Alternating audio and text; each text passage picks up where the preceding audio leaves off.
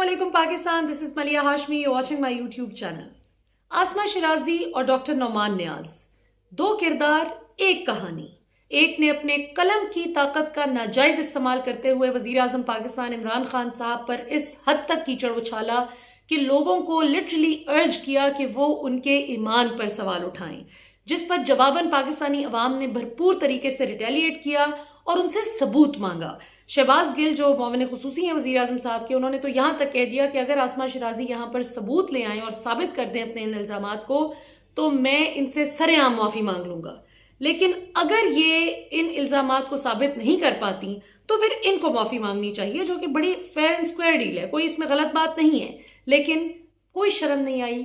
कतन कोई शर्मिंदगी खातून ने महसूस नहीं की और उल्टा कहा कि मेरी हरासमेंट हो गई। सिमिलरली हमने देखा कि डॉक्टर नौमान नियाज, जिन्होंने लाइव टेलीविजन टॉक शो में बैठकर शोएब अख्तर के साथ एक ऐसे वक्त और एक ऐसे मौके पर इस भोंडे तरीके से बदतमीजी की कि जब पाकिस्तान न्यूजीलैंड से बिल्कुल माशाल्लाह फतह के करीब था, हम बिल्कुल जीत रहे थे मैच, उस वक्त हारिस रऊफ की क्यों ना तारीफ करते। हर घर में उस शख्स की तारीफ हो रही थी माशाल्लाह कि क्या ज़बरदस्त बॉलिंग की उसने।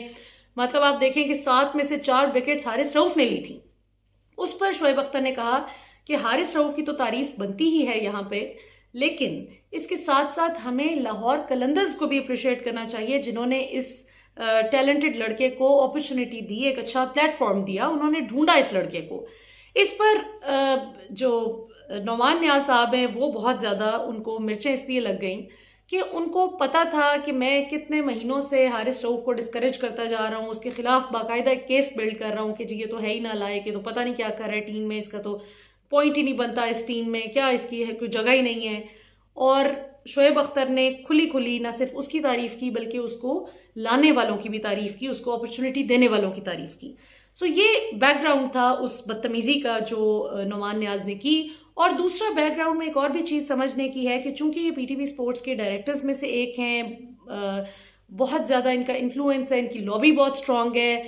इनका रेफरेंस बहुत तगड़ा है, इस्लामाबाद में कोई एक आधा नहीं बल्कि काफ़ी सारे इनके रेफरेंसेस हैं, जिसकी वजह से he felt confident enough to insult Shoaib Akhtar on live show। अब इस पर यह हुआ कि हम सब ने चूंकि एक बड़ा स्ट्रॉन्ग रिएक्शन दिया, अवाम की तरफ से बड़ा तगड़ा रिएक्शन आया, जो कि ना पीटीवी स्पोर्ट्स एक्सपेक्ट कर रहा था और ना ही नौमान नियाज एक्सपेक्ट कर रहे थे। जिस पर बल्कि आपको अगर याद हो कि इस बदतमीजी की फौरन बाद नौमान नियाज ने एक ट्वीट भी किया, उन्होंने कहा कि शोएब अख्तर तो एक हीरो है, उसको तो कोई एक्नॉलेजमेंट की ज़रूरत नहीं है, उसको तो हम जानते हैं, I wish him all the best, और मेरा तो दोस्त है वगैरह वगैरह। जिस पर चूंकि शोएब अख्तर ने बड़े उसूली मौक़िफ़ पर रिज़ाइन किया था पीटीवी से, सो पीटीवी स्पोर्ट्स को पब्लिक प्रेशर की वजह से ये एक्शन लेना पड़ा, जिस पर हमने कल के प्रोग्राम में बात भी की थी कि इस शख्स को, नौमान नियाज को, ऑफ एयर कर दिया जाए जब तक इंक्वायरी हो रही है। अब एक तो इंक्वायरी की भी हमें समझ नहीं आती कि खुली खुली बात है भाई, एक शख्स ने बदतमीजी की है, इसमें इंक्वायरी की क्या बात है? आपने ये इंक्वायरी करनी है कि उसका ब्लड प्रेशर ठीक था या नहीं था, कोई उनको कोई मेडिकल कंडीशन उनकी ऐसी थी जिस वजह से उन्होंने बदतमीजी कर दी। खुदा का खौफ करें, मतलब एक मिस बिहेवियर है और उसकी सज़ा जो किसी भी दूसरे शख्स को मिल सकती है पोटेंशली, वो इनको भी मिलनी चाहिए। लेकिन जनाब नौमान नियाज साहब का जो रेफरेंस है, जो उनकी लॉबी है, जो उनकी चलती है, वो इस हद तक हमने देख ली है कि जब मैच के शुरू में जो सेगमेंट होता है जिसमें आप तज्जिया करते हैं, ज़ाहिर है आपने फॉरेन प्लेयर्स को बुला रखा है, पूरी दुनिया आपकी ऑडियंस है, जो दुनिया भर से लोग पीटीवी स्पोर्ट्स को फॉलो करते हैं, वो इंतज़ार कर रहे थे कि कल के मैच से पहले, ये जब वेस्ट इंडीज़ का मैच था, तो हमारा ख्याल था कि उसमें एक सेगमेंट होगा जिसमें ये नौमान नियाज नहीं बैठेंगे ताकि पता चले कि पीटीवी स्पोर्ट्स ने अपने फैसले पर अमल किया है। लेकिन कमाल उनका भी ऐसा स्ट्रॉन्ग रेफरेंस चलता है कि उन्होंने भी अब कह रखा है कि अगर मैं नहीं करूँगा तो कोई भी नहीं करेगा। अब बाकायदा मतलब धमकियाँ लग रही हैं। सो ये अगर पाकिस्तान तहरीक इंसाफ की हुकूमत में जो तब्दीली का कहकर आई है, जिसमें मेरिट की बात की जाती है, और Imran Khan of all people वो तो कभी भी मेरिट पर कॉम्प्रोमाइज़ नहीं करते, इस मौके पर आकर क्यों पीटीवी डिसअपॉइंट कर रहा है इमरान खान को? ये एक बहुत बड़ा सवाल है। और I am sure Fawad Chaudhary जो बहुत डायनामिक जहन के मालिक हैं, जो कभी भी गलत चीज़ पर खामोश नहीं रहते, जो बड़ा स्ट्रॉन्ग तरीके से अपना बताते हैं जो भी उनका मौक़िफ़ होता है, टीएलपी का ही मामला देख लें, بھلے اس میں آپ کو جان کا ہی خطرہ کیوں نہ ہو کہ کوئی بھی شخص آپ پہ کوئی سا بھی فتویٰ لگا کر آپ کی جان لے سکتا ہے، اس پر بھی حالانکہ بہت سے لوگ ان کو کہتے بھی ہیں کہ آپ کو اتنا زیادہ کھل کر یہ بات نہیں کرنی چاہیے، لیکن وہ کرتے ہیں کہ بھی ٹھیک ہے، ٹی ایل پی ابھی فساد مچا رہی ہے تو مچا رہی ہے، ناموس رسالت صلی اللہ علیہ وسلم کا نام لے کر آپ تمام وہ کام کر رہے ہیں جو نبی صلی اللہ علیہ وسلم کی تعلیمات کے خلاف ہیں، تو آپ کہاں سے اسلام کے پرپز کو سرو کر رہے ہیں؟ سو ان باتوں میں تو بالکل ٹھیک ہے، لیکن اس چیز میں بھی تو آپ کو ایکشن لینا چاہیے نا۔ یہ اب ایک ایسی چیز ہے کہ جس میں آپ کے قومی ہیرو کی تذلیل کی گئی ہے، تو یہ تو بڑی غلط بات ہے کہ پی ٹی وی اسپورٹس اپنی پریس ریلیز نکالے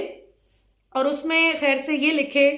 کہ ہم نعمان نیاز اور شعیب اختر دونوں کو ہی آف ایئر کر رہے ہیں، دونوں کو ہی ہم نے پروگرام کرنے سے روک دیا ہے۔ بھائی روکا آپ نے نعمان نیاز کو ہے جو پروگرام کر رہے تھے، جو آپ کے پے رول پر تھے۔ شعیب اختر تو جس دن یہ بدتمیزی ہوئی انہوں نے بریک میں نعمان نیاز سے تھوڑا سا کوشش کی پیچ اپ کرنے کی کہ بھئی آپ ہی کی طرف سے زیادتی ہے تو اب تھوڑا سا اس طرح کرتے ہیں کہ ہم مذاق کر رہے تھے، انہوں نے اور کہا کہ بھئی آپ اپولوجائز کر لیجئے گا، جس پر وہ مانے، لیکن بریک کے بعد انہوں نے معافی مانگنے سے کوئی سیدھا سیدھا جو ہے انہوں نے ہری جھنڈی دکھا دی اور نہیں اپولوجائز کیا بالکل بھی۔ انہوں نے جو پلان کے مطابق جو شعیب اختر نے کہا کہ چلو ہم اس کو مذاق بنا کے دکھا دیں گے، اس میں بھی انہوں نے عزت نہیں رکھی شعیب اختر کی، معافی مانگنے کی زحمت نہیں کی آسمہ شرازی کی طرح، اور اس پر الٹا پی ٹی وی یہ کہے کہ جی وہ شخص جو اسی وقت چھوڑ کے چلا گیا تھا، جس کا کانٹریکٹ خود ہی کینسل وہ کر کے گیا ہے، وہ تو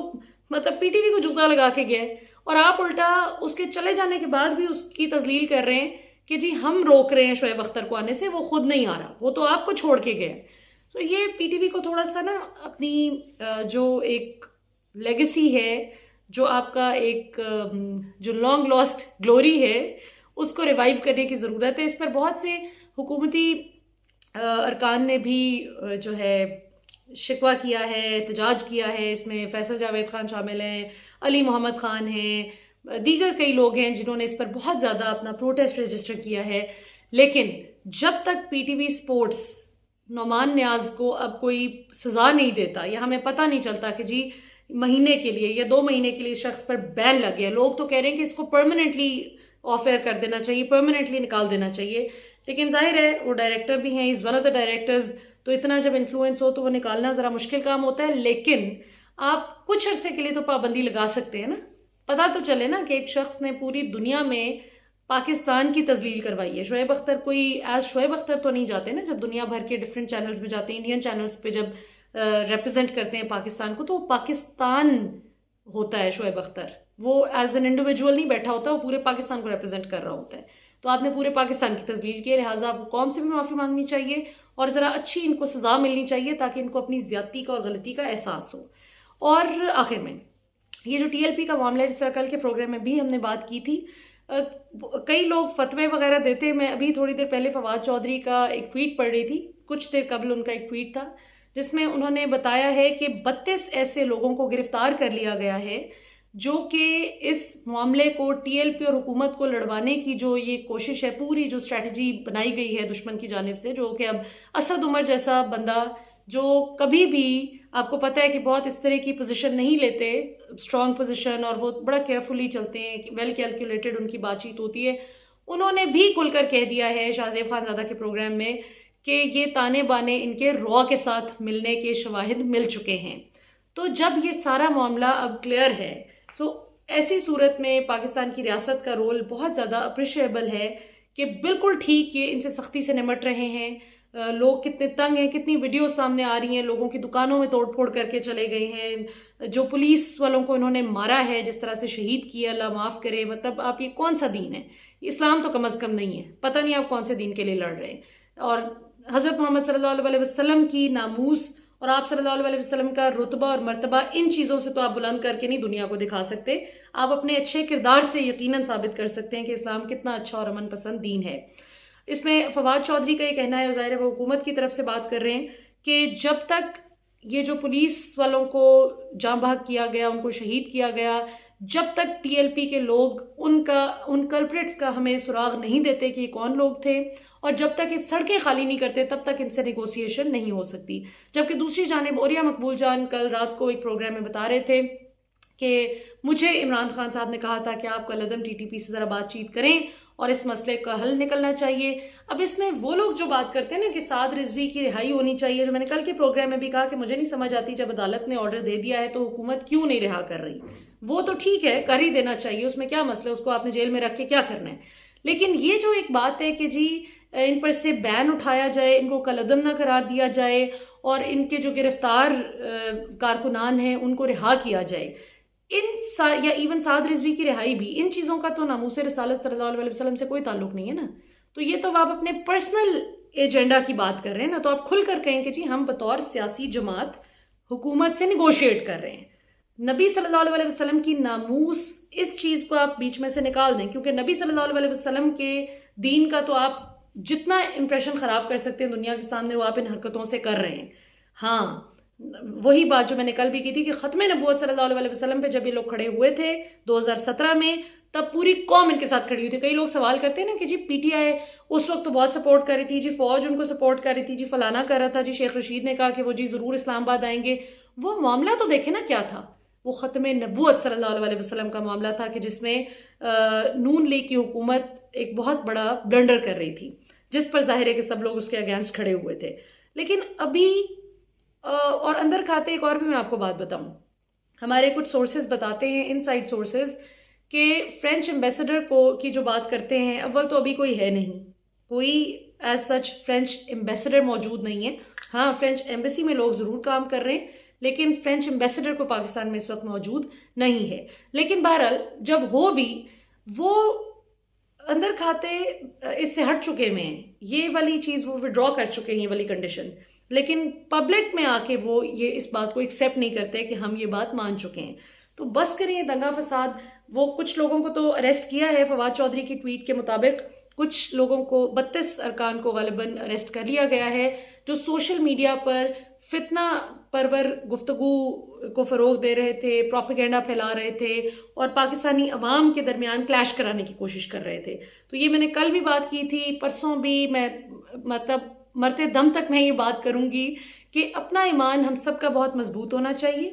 باقی اگر کوئی شخص کلمہ گو ہے، اللہ تعالیٰ کی وحدانیت اور نبی صلی اللہ علیہ وسلم کے آخری نبی ہونے پر یقین رکھتا ہے، ایمان رکھتا ہے، اس کے بعد